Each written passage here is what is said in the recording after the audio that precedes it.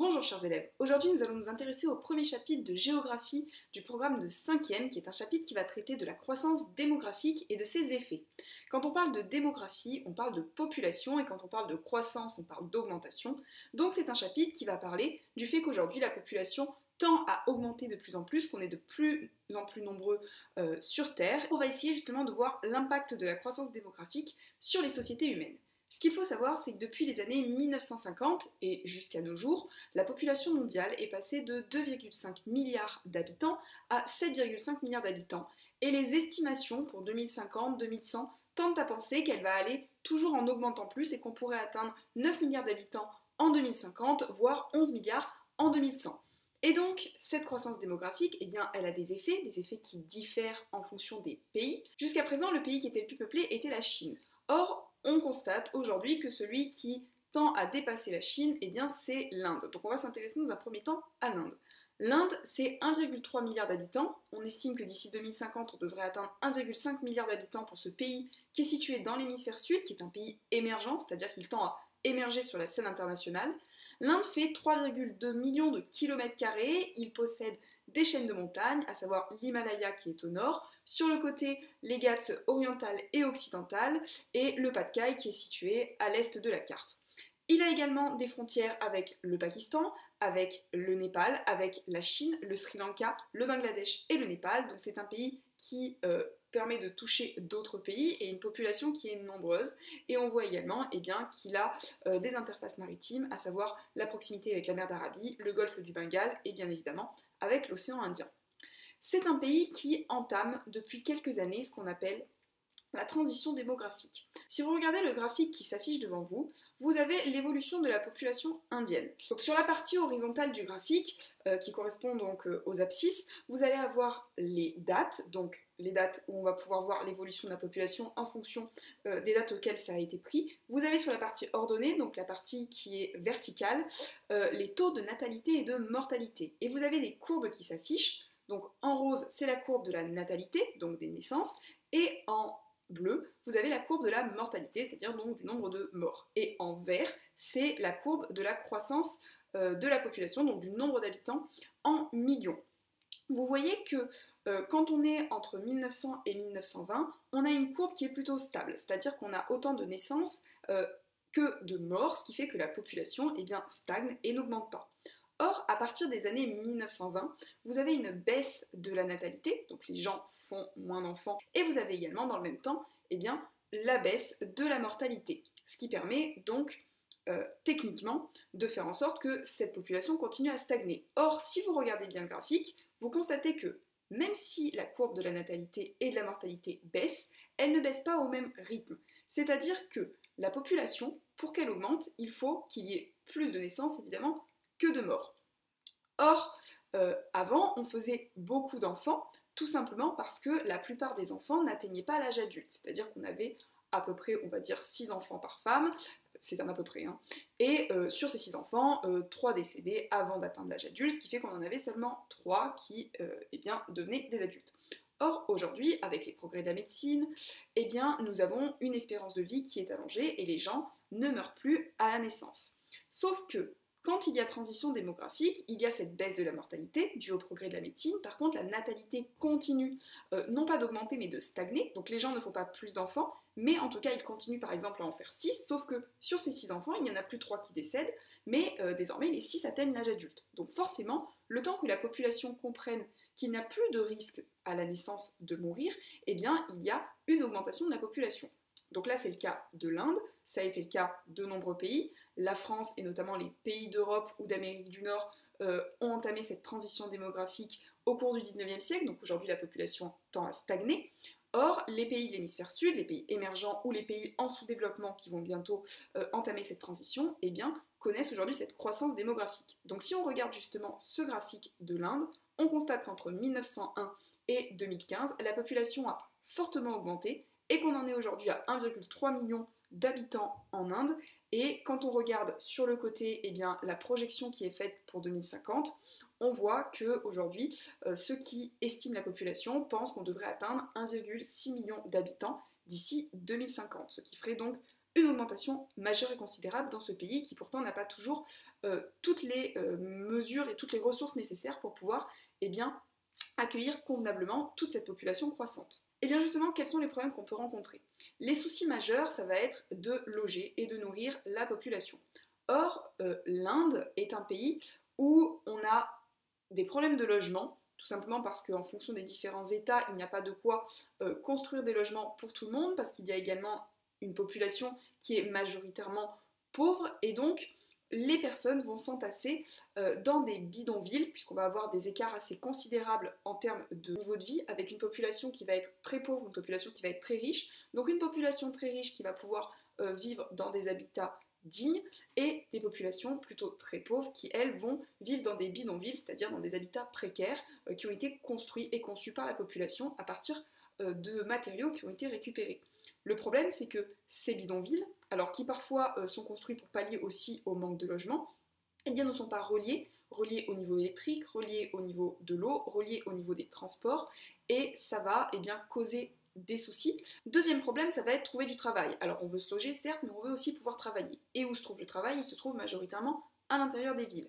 Or, pour pouvoir se rendre dans les villes, soit on y habite, donc soit on arrive à avoir les moyens suffisants pour pouvoir résider en ville, soit il y a des bidonvilles qui sont créés dans les villes ou en périphérie des villes, c'est le cas de Dharavi par exemple, donc à Mumbai dont on parlait juste avant, et vous allez avoir certaines personnes qui vont s'éloigner. Si je reste sur Mumbai justement, on a une forte majorité de personnes qui vit à l'extérieur de la ville et qui va se rendre tous les matins en ville. Alors, la majorité des Indiens se déplacent en train. Le problème, c'est que les lignes de transport, on n'en a pas assez. On a des trains, mais les trains n'ont pas été suffisamment rénovés, comme les routes, comme les voies de chemin de fer, parce que tout simplement, soit manque de moyens des États, soit qui n'ont pas mis les moyens pour pouvoir rénover les routes, pour pouvoir justement créer des transports pour accompagner les populations de leur domicile à leur travail, ce qui fait que les personnes s'entassent à l'intérieur des trains, s'entassent même sur le toit des trains, et qu'il y a des accidents qui sont assez nombreux et assez fréquents sur les lignes de chemin de fer, avec des personnes qui tombent du toit et qui décèdent. Se rajoutent à ça d'autres problématiques, évidemment problématiques pour pouvoir se nourrir, parce qu'une population croissante demande à être nourrie. Or, est-ce que l'Inde a suffisamment de ressources pour nourrir toute la population? Voilà, ça dépend dans quelle région on est, ça dépend quel type de nourriture on veut pouvoir avoir accès. Ça pose également des soucis au niveau de la pollution, tout simplement parce que pour nourrir cette population croissante, on va avoir de plus en plus recours à des produits chimiques, des pesticides, pour pouvoir créer de la nourriture en nombre important pour pouvoir nourrir cette grande population. Donc certes, on la nourrit désormais en quantité, mais est-ce qu'on la nourrit en qualité? Je vous laisse méditer sur la question. Des problèmes également en Inde liés à la pollution, parce qu'on a aujourd'hui des voitures qui circulent beaucoup en ville, ce qui va augmenter évidemment le taux de pollution à l'intérieur des villes, ce qui va également augmenter les décès qui sont liés à des problématiques d'infection respiratoire, d'asthme, bronchite, augmentation également des cancers. On a également des problèmes en Inde pour trier les déchets, donc les déchets s'accumulent à l'intérieur des villes, s'accumulent dans les fleuves, et l'Inde a également de très grandes industries polluantes qui déversent leurs produits chimiques à l'intérieur des fleuves. Si je prends par exemple le Gange, qui est quand même le fleuve sacré de l'Inde, aujourd'hui on a un taux de polluants très important à l'intérieur de ce fleuve et on a surtout des déchets qui s'y accumulent, avec des populations qui viennent parfois chercher de l'eau pour boire, pour se baigner, pour se laver, et évidemment avec tous les soucis qu'il peut y avoir derrière à cause de cette pollution massive. Donc on voit bien là que l'Inde fait face à une population qui augmente et qu'elle n'a pas encore les ressources suffisantes pour pouvoir s'adapter à cette population croissante en nombre, parce que le pays n'a pas les installations nécessaires pour les accueillir ou ne met pas forcément les moyens pour le faire. Cette croissance démographique qu'on voit dans l'Inde, elle est aussi visible dans d'autres pays. Ça a été le cas de la Chine pendant plusieurs années. Aujourd'hui, elle tend à se stabiliser. Ça a été le cas également, c'est également le cas des pays situés majoritairement dans l'hémisphère sud qui sont en voie de développement, notamment les pays d'Afrique, les pays de l'Asie du Sud-Est, où la population est aujourd'hui en train de croître. Par contre, parallèlement à ça, si on va dans les pays de l'hémisphère nord, donc les pays qui aujourd'hui sont considérés comme des pays développés, c'est-à-dire qu'ils ont atteint un niveau de développement suffisant, on parle d'un pays qui est capable de satisfaire sa population sur plusieurs critères, notamment le fait qu'ils aient accès à un certain niveau de richesse, qu'ils aient une espérance de vie assez importante, donc ils ne meurent pas jeunes, et qu'ils aient un niveau d'éducation suffisant. Donc, Pour ça, on a créé ce qu'on appelle des indicateurs, ce qu'on appelle l'IDH, donc l'indice de développement humain. C'est un indicateur, donc un indicateur statistique pour pouvoir mesurer le niveau de développement des différents pays. Et on a comme ça classé les pays en fonction des indices de développement humain, à savoir que les pays donc, situés dans l'hémisphère sud sont des pays aujourd'hui considérés comme des pays développés. On a des pays émergents, c'est le cas de l'Inde, donc qui émerge sur la scène internationale, c'est-à-dire qui est en train justement de tendre vers un pays sous-développé, vers un pays développé. Et on a des pays qui sont encore considérés aujourd'hui comme des pays en sous-développement, donc qui vont se développer, qui sont en train d'entamer justement cette transition démographique avec cette croissance démographique. Et le temps que ces populations croissent, c'est-à-dire qu'elles augmentent, eh bien, il va falloir un temps pour que le pays puisse s'adapter pour pouvoir fournir des logements, de la nourriture, des infrastructures nécessaires, eau, électricité. Et comme la population augmente très très massivement, eh bien parfois le pays n'a pas le temps de s'adapter. Donc si je reviens sur mes pays qui eux sont développés, les pays développés n'ont aujourd'hui plus une population qui croît, donc qui augmente. Par contre, ils font face à un phénomène de vieillissement de la population, avec une accélération justement de ce vieillissement, et parallèlement à ça, d'autres problèmes, puisqu'il va y avoir une augmentation des dépenses de santé qui sont liées à l'augmentation de l'âge et à l'augmentation de l'espérance de vie. Si je prends par exemple la population d'Allemagne, on constate qu'aujourd'hui, on a 20% de la population qui est âgée de plus de 65 ans.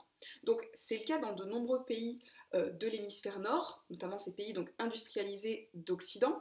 Le problème, c'est que le fait qu'il y ait de plus en plus de personnes âgées, ça va augmenter, donc on a dit les dépenses de santé, ça va également, il va falloir les payer, ces personnes, pour pouvoir financer leur retraite. Or, pour financer la retraite, il faut qu'il y ait des actifs, c'est-à-dire des gens qui travaillent et qui vont cotiser pour la retraite. Or, le nombre de personnes sur le marché du travail est en train de diminuer, alors que celui de l'arrivée des personnes en retraite augmente. Donc ça, c'est une conséquence qui est liée au baby-boom. Le baby-boom, c'est un phénomène d'augmentation de la population qui avait eu lieu dans la période d'après-guerre. Le problème, c'est qu'aujourd'hui, il y a une diminution du nombre d'actifs sur le marché du travail, c'est-à-dire que dans certains pays, il y a moins de personnes qui travaillent, moins de personnes jeunes par rapport aux personnes qui sont plutôt âgées. Alors tout simplement parce que le taux de fécondité des femmes a diminué, on fait en moyenne 1,5 enfants par femme, on va dire plutôt 2, on va l'arrondir parce que 1,5 enfants ça n'est pas possible, mais c'est une moyenne chiffrée. Et ces personnes-là ne sont plus assez nombreuses pour pouvoir compenser et pour pouvoir financer le système de retraite. C'est des problématiques que peuvent rencontrer aujourd'hui les pays développés qui n'ont plus ce problème de croissance démographique, mais qui se retrouvent avec une population vieillissante. La dernière question qui va se poser, c'est quels sont les effets de cette croissance démographique sur l'environnement et sur la planète. Effectivement, il y a une augmentation de l'espérance de vie, les gens vivent plus longtemps. Il y a également une croissance des populations, donc ce qui peut être vu comme positif. Le problème, c'est de savoir si on va pouvoir accueillir sur cette planète toutes ces personnes et si la planète, au contraire, ne risque pas de ne pas avoir suffisamment de ressources. Il y a de fortes chances, donc on a dit, pour que la Terre soit d'ici 2050 peuplée de 9 milliards d'êtres humains et d'ici 2100 de 11 milliards. Ce qui signifie, si je prends 2100, à peu près 4 milliards de plus de bouches à nourrir, à loger, à chauffer, à éclairer. Donc tout ça va poser question dans un monde où on a encore aujourd'hui 800 millions de personnes qui souffrent de la faim dans le monde. Et 1,5 milliard de personnes qui n'ont pas accès à l'eau, qui n'ont pas accès à l'électricité. Donc comment justement concilier croissance démographique et développement durable, c'est-à-dire le fait que la population puisse venir sur la planète, habiter la planète, mais sans pour autant détruire toutes les ressources. Comment peut-elle se nourrir en quantité et qualité suffisante sans dégrader les sols? Comment peut-on loger toute la population sans pour autant détruire toutes les forêts dont on aurait par exemple besoin pour la faire respirer, cette population? Donc ça, c'est des questions qu'il va falloir se poser dans l'avenir pour savoir comment on peut à la fois accueillir cette population tout en préservant notre planète de manière durable. On a plusieurs caricaturistes justement qui s'amusent entre guillemets à essayer de réfléchir à la problématique que va poser cette augmentation de la population. Si je prends cette caricature-là, on voit une petite dame qui est à côté d'un poulet. Donc cette petite dame, c'est la Terre, et la Terre regarde la porte avec des gens qui essayent de se presser pour rentrer. Donc au-dessus, vous voyez, on sera 10 milliards en 2050. Et cette Terre se dit, mais j'aurai jamais assez en fait pour pouvoir nourrir tout le monde. J'ai un seul poulet et visiblement, ils sont 20 à ma porte. Et c'est un petit peu pareil, c'est de se dire, Bon, comment on va pouvoir faire, sachant qu'on a des ressources qui sont limitées, parce que les ressources ne sont pas inépuisables, eh bien pour pouvoir nourrir 11 milliards de personnes. Donc ça, c'est des questions qu'il va falloir évidemment se poser dans l'avenir, à savoir eh bien, comment réguler la population mondiale et comment eh bien, pouvoir accueillir une population, mais tout en pouvant, sans pour autant dégrader et polluer la planète. Donc il y a des techniques qui avaient été mises en place, notamment par certains pays. C'est le cas par exemple de la Chine qui pendant plusieurs années avait mis en place la politique de l'enfant unique, un seul enfant par couple, pour essayer justement de réguler la population. On a évidemment aujourd'hui un abaissement de la fécondité, on a aujourd'hui des techniques de contraception de plus en plus importantes et de plus en plus nombreuses. Certains pays, notamment dans les pays développés de l'hémisphère nord, le problème étant que les pays de l'hémisphère sud n'ont pas encore accès à tout ça ou n'ont pas forcément encore cette réflexion que les pays de l'hémisphère nord peuvent avoir. Voilà, c'est terminé pour aujourd'hui. Je vous remercie pour votre écoute et je vous dis à très bientôt pour une prochaine vidéo.